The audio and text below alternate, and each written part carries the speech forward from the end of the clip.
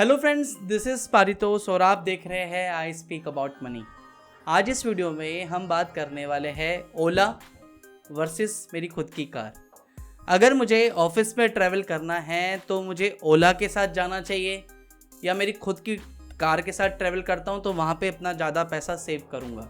हालांकि मैं इस वीडियो में बिल्कुल भी आपको ये नहीं कह रहा हूं या इस वीडियो बनाने का मेरा ये बिल्कुल भी ऑब्जेक्टिव नहीं है कि आपके पास खुद की कार नहीं होनी चाहिए। इनफैक्ट कार से हमारा इमोशनल अटैचमेंट भी होता है, इमरजेंसी के टाइम पे काम आती है। आपको अपनी फैमिली के साथ ट्रिप पे जाना है तो कार का काफ़ी यूज़ है, लेकिन आपके पास एक कार है आपके फैमिली के लिए।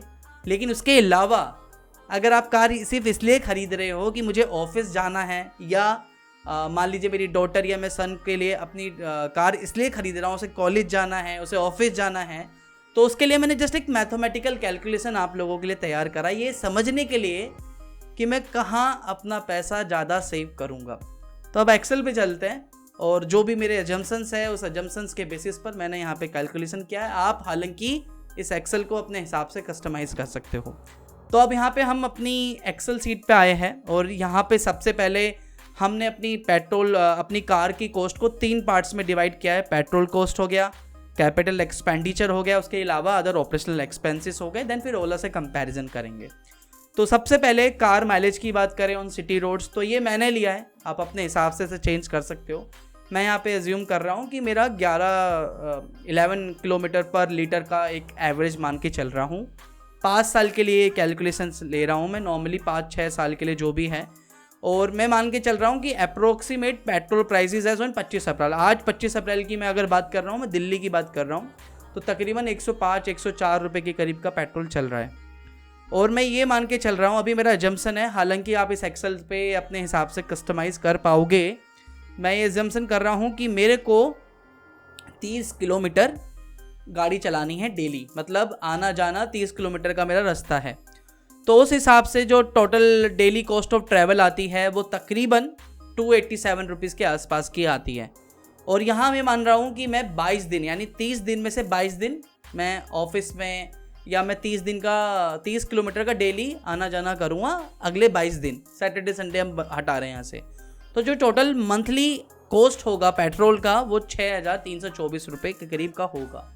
ज़्यादातर लोग जब ये कंपैरिजन करते हैं तो ये पेट्रोल कॉस्ट तक ही करते हैं, उसके अलावा जो एक्स्ट्रा कॉस्ट होती है वो नहीं करते हैं। आपको उसके अलावा देखना है कि कैपिटल एक्सपेंडिचर कितना है आपकी कार का कैपेक्स। तो मान लीजिए मैं एक एग्जाम्पल ले रहा हूँ कि मेरी purchase price of car 6 lakh रुपए की है और मैंने इसके लिए डाउन पेमेंट दिया है तकरीबन 1 लाख रुपए के करीब का। अब मैंने यहाँ पे क्योंकि 1 लाख रुपए के करीब का डाउन पेमेंट दिया है तो मैं लोन पे ले रहा हूँ, तो 5 लाख रुपए का लोन हुआ। तो ये मंथली EMI कैलकुलेटर आपको मिलेगा गूगल से। 8% के रेट ऑफ इंटरेस्ट पर हमने कैलकुलेट करा। आजकल जो 8-8.5% के करीब का रेट ऑफ इंटरेस्ट चल रहा है, तो 10,128 रुपये के करीब की मेरी मंथली EMI बनती है। आप अपने हिसाब से इसे कस्टमाइज़ करना। तो उस हिसाब से जो टोटल EMI में पे करूँगा फॉर द नेक्स्ट 5 ईयर्स, मैं 5 साल का एजम्पशन लेके चल रहा हूँ, तो 6,08,292 रुपये की EMIs जाएंगी। 5 साल का मैंने लोन लिया, उसमें 6,08,292 रुपये की टोटल EMI गई। अब 5 साल के बाद मैं ये भी एज्यूम कर रहा हूँ कि मैं उस कार को बेच रहा हूँ या रीसेलिंग वैल्यू में डाल रहा हूँ, ताकि अगर नहीं डालना चाहते तो 0 कर देना, डालना चाहते हो तो वो भी कंसिडर कर सकते हो। तो उस हिसाब से कंपैरिजन कर सकते हैं। लाइक जैसे मैं यहाँ पे कंपैरिजन कर रहा हूँ कि 5 साल के बाद मैं अपनी कार को सेल कर दूंगा। और this is a thumb of rule कि जब आप अपनी 5 साल के बाद अपनी कार को सेल करते हो तो 60% उसकी वैल्यू डेप्रिसिएट हो जाती है, 40% आपको मिलती है। तो 6 लाख रुपए की जो वैल्यू होगी उसकी 2,40,000 रुपये का वैल्यू आप एज्यूम कर सकते हो, एक्सपेक्ट कर सकते हो।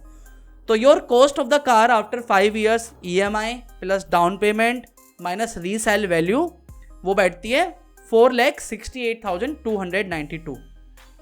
तो जो मंथली कैपिटल एक्सपेंडिचर होगा ऑफ योर कार, आप इसको टोटल से डिवाइड बाय 60 मंथ कर लीजिए, क्योंकि 5 साल के बाद आपने अपनी कार को बेच दिया, तो वो बैठती है तकरीबन 7,804 रुपये के।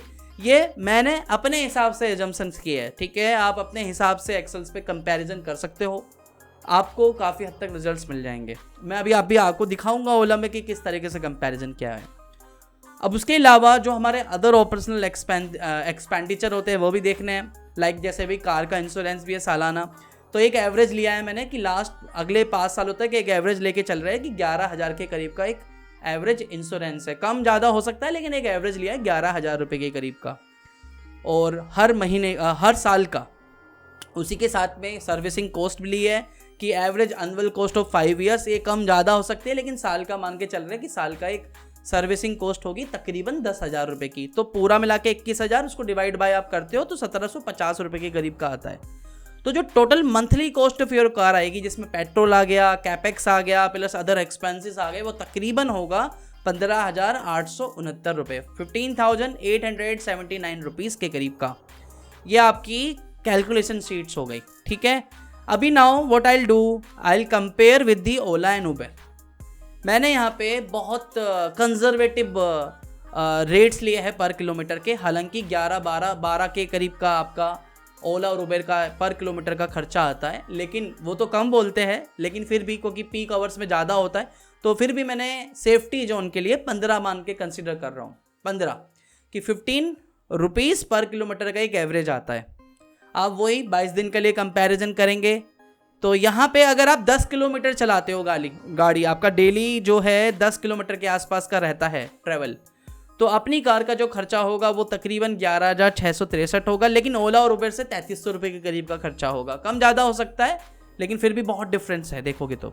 अगर 20 किलोमीटर चलाते हो आप डेली गाड़ी आना जाना, तो आपका अपनी कार से 13,771 के करीब का बैठता है, लेकिन ओला उबर से वो 6,600 रुपये के करीब का बैठता है। 30 किलोमीटर का है तो 15,869 और ओला उबर में 9,900। इस तरीके से बाकी डेली किलोमीटर्स ट्रैवल भी हमने कवर करे। तो आप देखेंगे जब 90 किलोमीटर्स की बात आती है, यानी अगर आपका आना जाना 90 किलोमीटर्स बैठता है, तो आपका जो ओला का जो खर्चा है वो 29,700 करीब बैठता है, लेकिन आपकी खुद की कार का 28,531 बैठता है। इस केस में आपकी खुद की कार आपके लिए ज़्यादा पैसा सेव करेगी।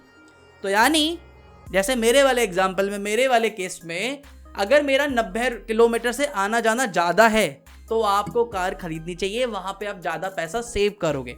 अगर आपका ट्रैवलिंग जो डेली किलोमीटर्स है, डेली किलोमीटर जो आप ट्रैवल करते हो वो कंपेरेटिवली कम है, 30 किलोमीटर 40 किलोमीटर, और अपने हिसाब से आपके इसे कस्टमाइज़ करना, तो उस केस में ओला और उबर ज़्यादा बेटर है। वहाँ पे आप ज़्यादा पैसा सेव करोगे।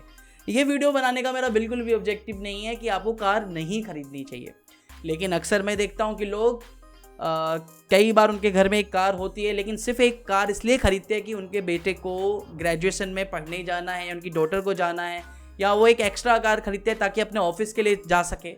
तो उस केस में अगर आपको पैसा सेव करना है, अगर आपको चाहते हो और आपका ट्रैवलिंग ज़्यादा नहीं है, तो उस केस में ओला और उबर ज़्यादा बेटर है, वहाँ पे आप ज़्यादा पैसा सेव करोगे।